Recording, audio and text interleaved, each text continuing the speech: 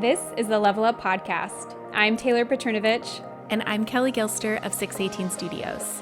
And we are on a mission to help wedding filmmakers and photographers level up their businesses so you can make more and work less. We want to help you confidently take your business from mainstream to luxury, and it all starts right here.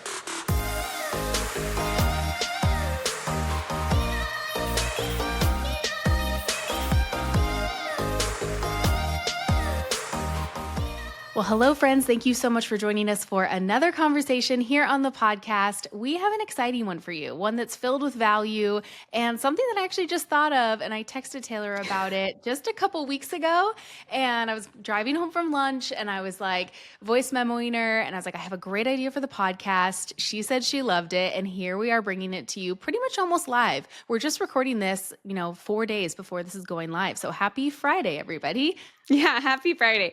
Okay, I think it's really fun when Kelly has her like epiphany ideas, because we, for the most part, we preach the same message to you guys on the podcast over and over, really, because in order to grow your business, it takes the same things year after year to implement. And so being able to like rephrase it or kind of like package our concepts for you guys to better understand, I feel like can be really powerful. And sometimes it may just be the thing that helps it click.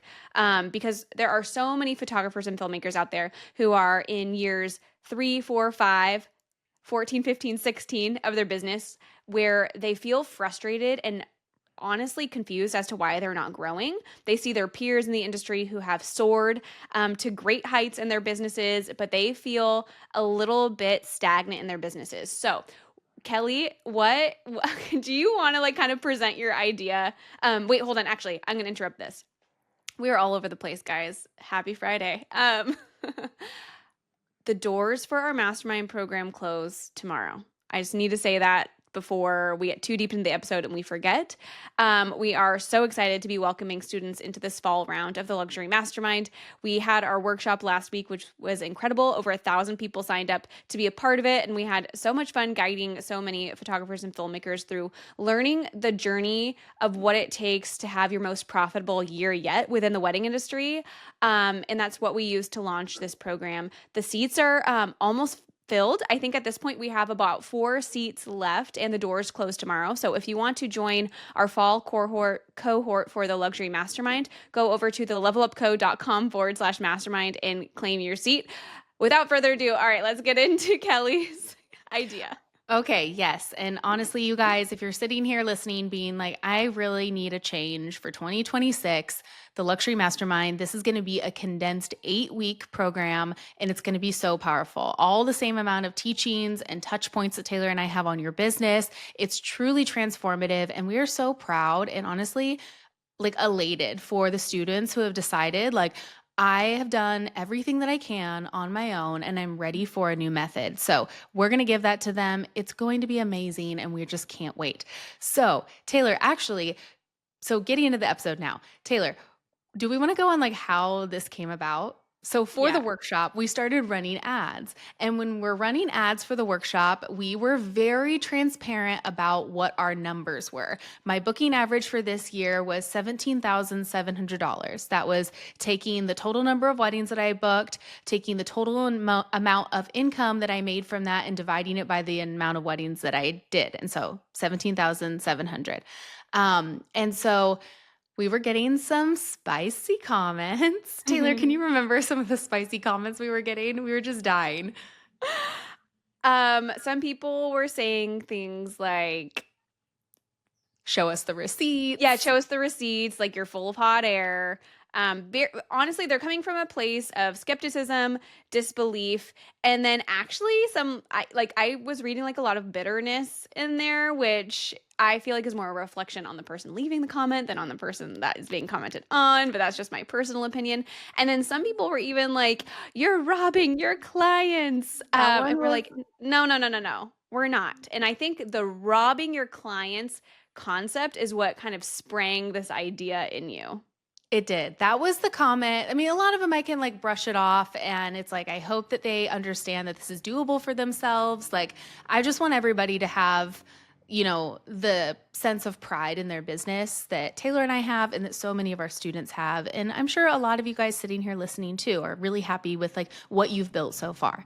So the robbery one kind of bothered me. I'll be totally honest.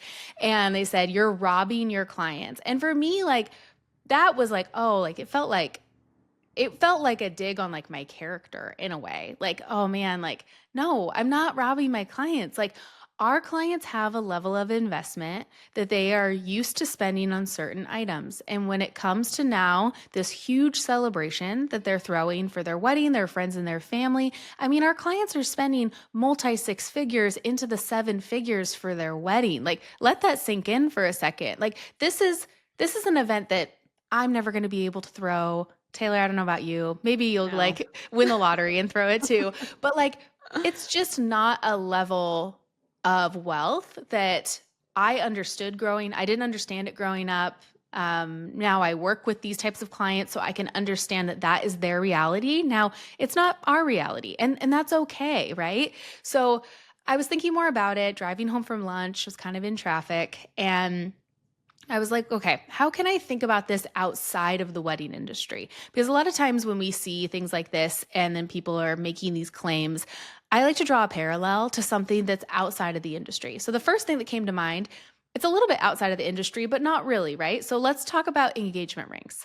And let's talk about like stones in particular, like the stone that someone could select for their engagement ring or have in their engagement ring. There is a wide array of like what you could spend on a stone. So you could go for a 1 carat diamond, you could go for a 5 carat diamond. And then even if we were to just look at a 2 carat diamond and we'd look at 3 different 2 carat diamonds, they could range in price by thousands of dollars because it has to do with one, the carat size, but even further, we have the same carat size right now that we're using as example, a 2 carat diamond, and we look at cut, clarity, and color. Okay. So we're going to break this down onto like how this looks like now within the industry and our brands and why someone, is probably going to opt for more of like the $2,000 videographer versus the $20,000 videographer, where someone looks and says, I want a 2 carat diamond ring, but my budget is just this. I'm going to spend maybe, I don't know, $5,000 on a stone versus you could probably spend like upwards of $50,000 on a stone. I'll be honest, I'm not like really in the market of rings. I just have like this little band. I actually lost my center stone a few years ago and I just have not had time to like go and get another one. So maybe I'll be more well-versed when it's time. So I've actually been wondering about that since we met. Oh, that's so funny. You're like, what is this like little band? As I've just never wanted to ask because, like, you and Paul got married so young, We and like, did. I was like, I don't know, maybe she never had an engagement ring. I don't know. That's so funny. Okay, yeah, we've never talked about this. Okay, so yeah, we got engaged when I was 20, so we were babies. And I will say, like, yeah, we had like no money. I think my engagement ring was like less than $2,000. So it's like a 3 stone engagement ring with like some diamonds on the side as well. And so even like the center stone of my engagement ring is like nothing crazy. Like it's probably like a third of a carat or like a half of a carat. And so, yeah, we were doing a shoot one day and I had a center stone there, or like I had a stone. And then at the end of the shoot, there was no stone. And then we just never found it. So, Oh, um, that's so sad. I know it's in the safe in our office where we keep our hard drives and like other stuff.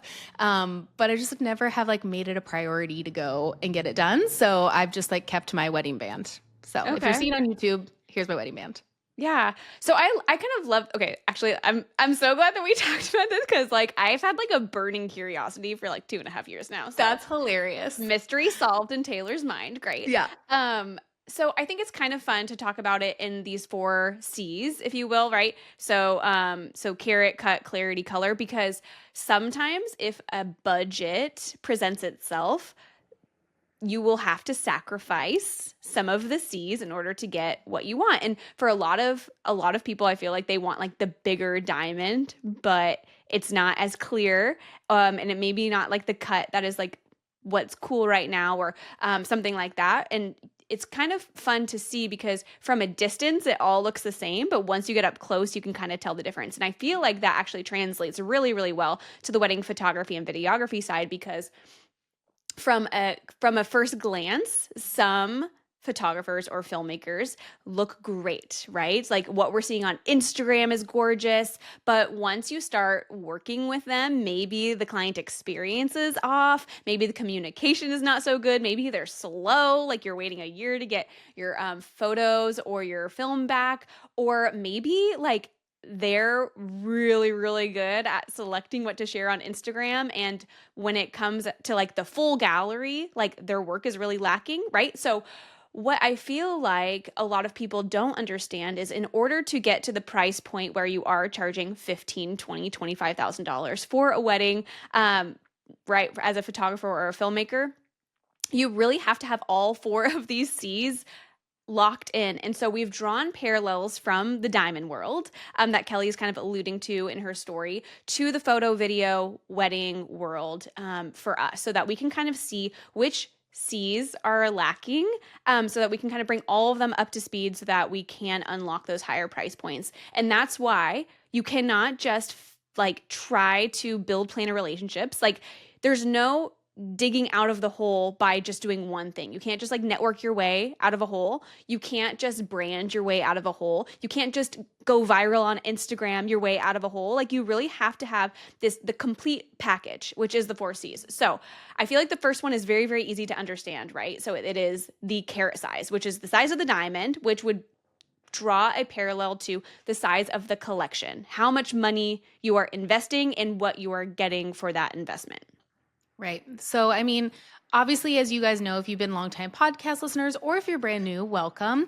Taylor and I specialize primarily in multi-day weddings. And we're not saying like that doesn't mean like cultural Indian weddings, which is what I thought. This is 2 days, 3 days, even upwards of 4 days of coverage for our clients' weekends. And they're throwing big weekends. And that was something that was so foreign to me when I was serving the mainstream market, because one, it was just never a thought of that level of clientele to be bringing in media per se for these extra days. And honestly, like the budget didn't allow for multiple days of hosting hundreds of people like they do now, right?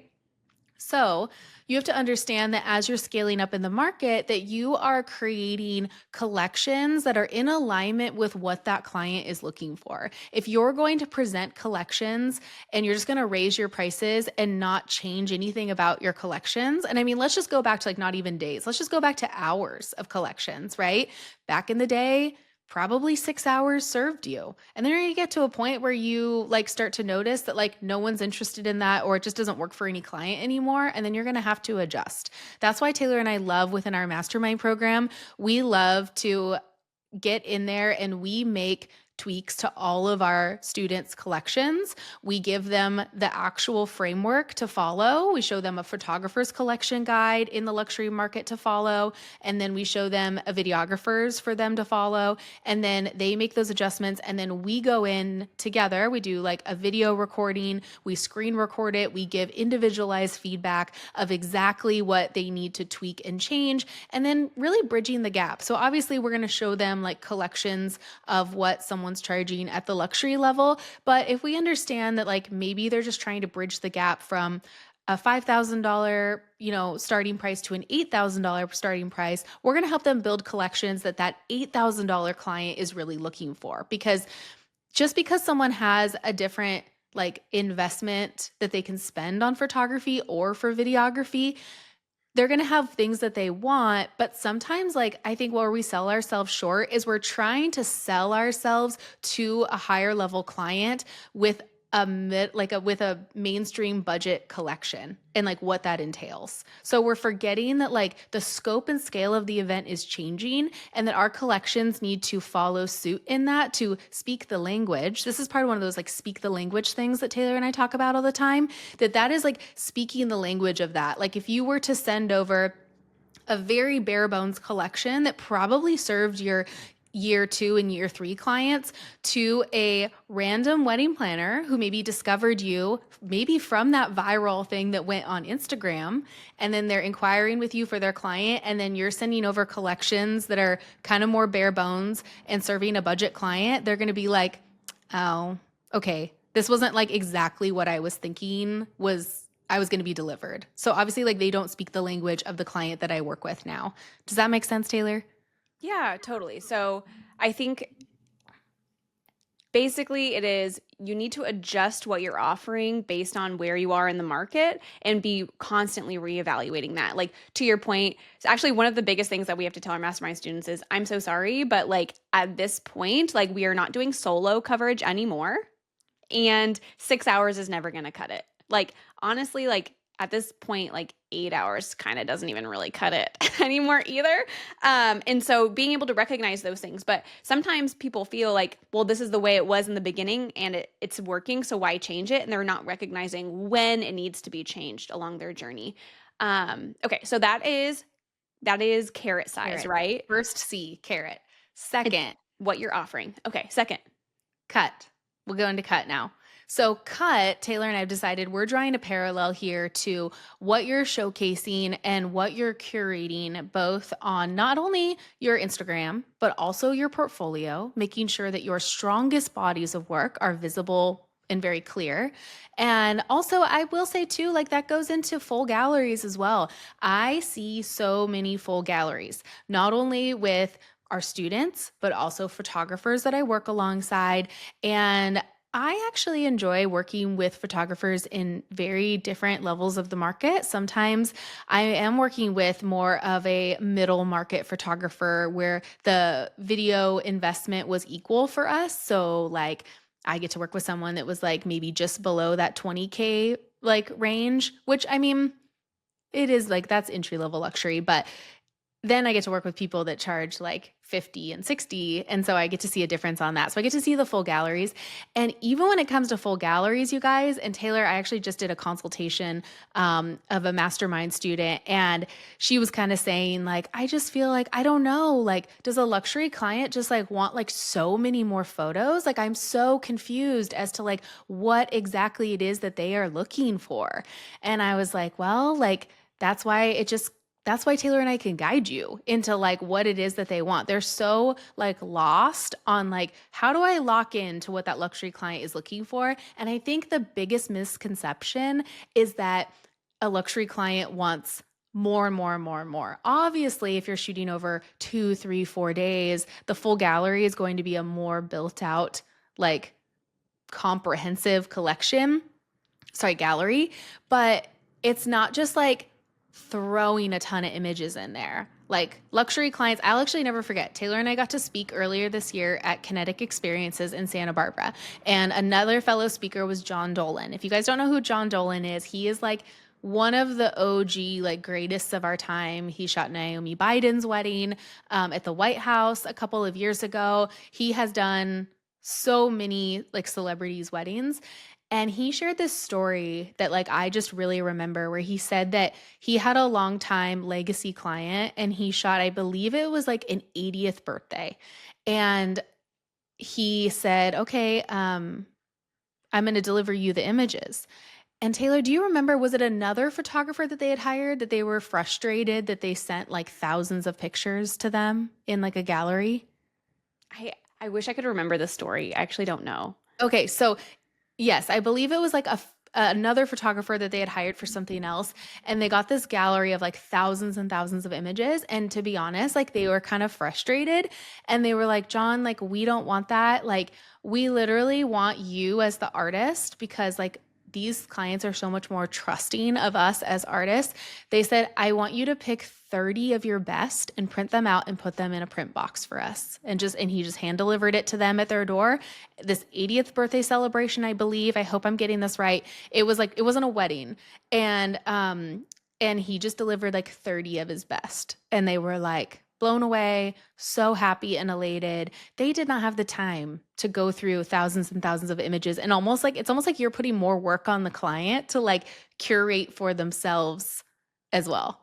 Well, I mean, it's like the Denny's mindset, right? It's a diner. Like when you're only spending $8 on your breakfast, like you want All you all can the eat. eggs and the hash browns and the toast and the fruit, and it's like the biggest plate of food you could ever imagine. But when you go to like a nice restaurant and like the food is like really, really high quality, and maybe you're spending 25 or $30 on your breakfast, and it's like a tiny little meal, but you actually walk away feeling just as satisfied. I feel like it's the same kind of thing, but a Denny's client, like a Denny's customer wants the volume. They want to They do. feel like they got like their quote unquote Money's money's worth. worth.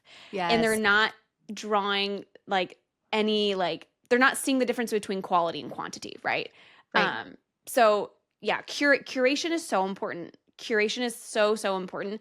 And if your collections are growing, your ability and skill set behind the curation process and the thoughtfulness behind your curation process needs to be equally as important. And that goes for, like Kelly said, like how you're presenting your work on your website, your portfolio, and your Instagram. But also, I would say, to your point with John Dolan's story, is like the galleries themselves, like what the client is being delivered. And I feel like videographers are also guilty of this, like literally just shooting everything. Actually, okay, next week we have a really fun series coming to the podcast for the fall. It's going to be, I can't remember if it's going to be a 6 or 8 episode series, but it's going to be the wedding debrief, where Kelly and I go deep into our fall wedding season weddings and like chat through everything that we did. Anyway, so stay tuned for next week. But so I'll talk about the story a little bit more in the episode that's going to be released next week. But I had a third shooter come to one of my weddings this season, who is definitely like in the growing stages in their business, and they're not serving the luxury market quite yet. And so these high budget weddings are slightly more foreign. And this person um, had said to me at one point during the wedding day, like we'd already been shooting together for 3 days, and they said, I'm just, it's like so interesting to me, like to see what you're shooting and what you're not shooting. Like, this is the other person talking, I would be shooting all of this. And my answer was, well, there's like 24 hours of coverage over these 3 days, and it's an 8-minute film. And I already know how the edit's going to look, and I don't need 300 gigabytes of people eating dinner. Like, I just don't need that, right? And so, kind of like developing that eye of what that final product actually needs and what it looks like, I feel like is something that people are looking for as they're spending more money too. And that's the difference between just holding your camera and shooting what you see versus being highly intentional, imagining what you want that finished gallery or that finished film to look like, Yes. and going and getting the shots, making the shots happen. I feel like there's Yes. like that's a skill that you need to develop. Oh, yeah. And that's part of the bridging of the gap that we walk our students through. Like, if you were a part of our workshop last week, we showed some of the images of weddings that we shot in the early years. And we came from exactly where you guys all came from, like you as listeners. We came from no details on a table, DIY centerpieces, like house quality everything, right? And then we bridged the gap and we really curated on the wedding day exactly kind of what we wanted to see. And so we walk our students through in Mastermind how to do that with etiquette on the wedding day in order to serve both, you as like the artist, but then also the fellow like creative partners that are trying to bridge the gap as well. So there's so many ways to really do that, and that's actually like one of the things that I really want to really bring into this mastermind specifically is more of those bridging of the gap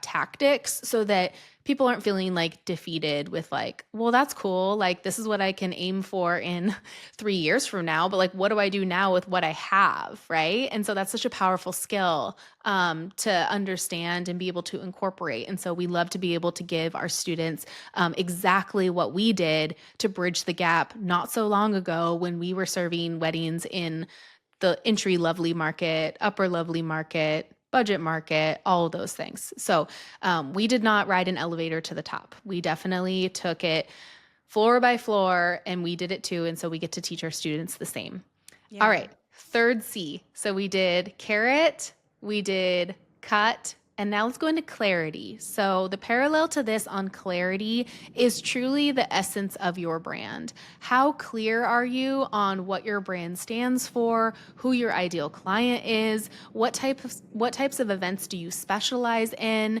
If we can't look at if we look at someone's website, a student, and a lot of times students come to us and we look at their website and there is tons of different things happening, right? Like, and I'm like, I'm not seeing a through line on like who exactly it is that you serve. We help them really bring that clarity to the brand so that they are literally a magnet and becoming an irresistible brand for the clients that they want to serve. Yeah, absolutely. And this can be as like specialized in as like I do beach weddings. That's like very, very specialized. Or it could be even the difference between a company offering photo, video, photo booth, I don't know, lighting or something like that, and like really just, or family sessions and honing in and being like a wedding specific, like wedding photography specific brand. Like it can Yeah. be as extreme as beaches or like as maybe like beginning stages as niching down what you're offering. But I do feel like the more clear and the more specific you are, the more successful you will be overall when it comes to attracting the kinds of clients you actually like to work with and being able to like rise within the industry, because this level of client like really just values specialized like artists, specialized curators, specialized service providers, and they're not hiring just like one person to do everything. Like they want someone who is a master in their field, and you can't be a master if you do everything, right? Yeah. Like a Yeah. jack of all trades is a master of none kind of comes into play here. Right.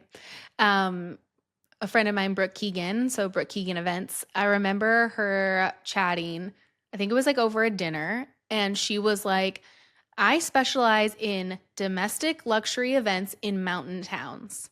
Like that's like her specialty. So domestic meaning she's not really interested in international events. Could she produce a international event? Absolutely, but she likes to keep it like within the US. And then she loves to do mountain towns. And for her clients who are spending seven figures in these mountain towns, like there's a specialty that needs to come with that because they're more often remote than like doing something in LA or doing something in Dallas. And so there's a certain skill set. And for that client who's investing millions in their wedding to bring in, their friends and family to this remote but luxury town. I mean, we're talking like Jackson Hole and Telluride and Sun Valley. And so obviously like there's accommodations and things available to them, but like that's how highly specific she is. And that's what really serves that level of client. And that's what we walk our students through on determining where their differentiator is and who they serve really well, and then leaning into that and building a brand around that. Because so many people are lost on how to do that. And so it really needs to be like the foundation that's laid for the business, because we're finding that too many people are trying to grasp at everything. Yeah, 100%. And I mean, you told the story so well, like way a long time ago on the podcast of your daughter Sloan, you're blowing bubbles for her, and she was just trying to pop all the bubbles. And in her pursuit of trying to pop all the bubbles, she popped zero bubbles. But as soon as she kind of realized if she just focuses on one bubble at a time until it's popped, she may like she's going to have so much better results from there, and she actually pops more bubbles by being so zoned in on just one. That can be hard because sometimes it feels like if you're able, quote unquote, able to capture more of the market, on paper it seems like you could be more profitable and financially successful, but it is actually counterintuitive, to how it actually works. You can't just throw the darts at the dartboard. None of them will stick. Um, okay, so you have to curate. You have to be super clear on who you serve, what you do, and have a brand that reflects that. I feel like Kelly, your rebrand is just like such a beautiful way to like demonstrate how specialized it can be.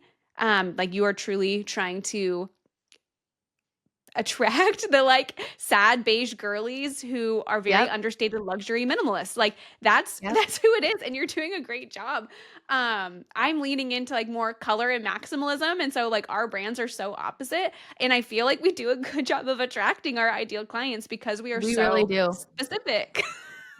Yeah. Yes, like my girl is wearing like a very simple slicked back bun with a pearl earring, minimal jewelry, but high quality and most likely like an heirloom piece or two from a family member. Like they just like that is like the essence of like them. And it's most likely a lace dress and that's like what it is. And now I have like brought that clarity in on the rebrand. That's what we want to bring for all of our students to be able to ensure that that what they're getting is what they're excited about shooting and what feels like not only like that they're getting what they want, but they're able to serve the client better because the values align with their values. I would say Yeah. like that's the main undertone as well. Yeah. No, I think you hit the nail on the head. That's perfect. Okay. So moving on to the fourth is color. And this can be a complicated one because I think that people think you need to fit into a tiny little box that is what people think of when they think of luxury in order to be successful. They're thinking of the like, and this is no knock to this style. This is like the light and airy, style me pretty KT Mary Lauren Fair before her like kind of like shift in editing. That's what they think that you have to do in order to be successful in the luxury market. And that is absolutely not the case. We've been seeing huge shifts in style and what clients are really wanting. I think that I'm going to name drop some people. If you are not familiar with them, go check their workout on Instagram. And this is all said in such a positive way. I love all of their work. Okay. So go check out Eric McVeigh. Okay. Go check out Lauren Fair's new style. Actually check out our girl Mandy Johnson in LA. She's a past Mastermind student. Like her work is very alternative and she's crushing it. Go check out Christina Adams. Okay. So we are not just all light and airy all the time anymore. Like so many different styles are what people are seeking now. And of course, there's a market for the light and airy and the more classic look, which is probably like from a color grading standpoint, what both Kelly and I kind of fall into categorically when it comes to our filmmaking styles. Although our pacing is a little bit different, the way we edit is different, but the color is pretty similar. But so many styles can succeed, but you have to have the clarity that matches that. You have to have the collections that match that. And it all has to feel cohesive and it has to make sense together. And it translates really well too, because like most people think that a diamond ring has to be like a white, like clear diamond, but there's yellow diamonds, black diamonds, like brown diamonds. There's actually all different kinds of diamonds. Yeah. Yes. I think that's one of my biggest things that I love to showcase to our students because I think even people who join the mastermind think that they need to not stay true to themselves. Yeah. And there's a very intentional way that we can stay true to ourselves where our clients showcase their value of things. And I just think that like being able to show them that they can still be themselves in a way that is clear, not cutesy, not like we're not friend zoning ourselves. That's actually my new term that I started using in our mastermind this past spring is don't friend zone yourself with your clients. And so I walk them through like, oh, this is like falling into like the friend zone category here. But it's just there's ways to do it right. And we walk all of our students through how to do it right, how to do it successfully, how to do it in a way where you are viewed as a true artist and a true professional. And yeah, like I just think like there's so many ways. Like, okay, think about Harrison Films, Deanna with Harrison Films. She attracts such like a bubbly bride in my mind because she's such a bubbly person herself and like full of energy and super bubbly. And she actually referred us a wedding in Nantucket and they do lots of weddings in Nantucket. And I always kind of wondered, and I've never asked her about this. I don't know if she's going to listen to this episode, but she referred us this wedding of this client that was not very bubbly, so sweet, the sweetest client, but they were not so, they were looking for someone who was just going to kind of like take that back seat and like organic approach, which is like what Paul and I are like really, really good at. And I think that she was able to see that we would be a really good fit for them. They probably had a consultation with them and like felt out their personalities. And I'm assuming maybe, and maybe they had another wedding, I don't know. But this client was not a Harrison Films client, and we were able to serve them really super well as well. Not to say that they wouldn't, but like it's important to just be like really consistent with who your client is and like what you want for your brand and determining like your own differentiator. Like I could see, I've never shot a wedding with Deanna, but like I could see her being like an ultimate like hype girl and just like really being like a fun, bubbly energy on the wedding day. And I'm probably like more of like a calm, collected, cool cucumber, like chill. Yeah. Oh, 100%. I can see that a lot. Yeah. Yeah, and I mean, it all comes down to how you're communicating that on social media, on your website, what your brand portrays. Um, but yeah, going back to the stylistic thing and the color, like there more more styles go than what we think, and you don't have to fit into this tiny little box. And I think that's a really cool thing that hopefully puts a lot of people's minds at ease, is that there is space for you no matter what your style is, like within the luxury space. Um, okay, so hope this episode kind of paints what we've been saying on this podcast in a different light.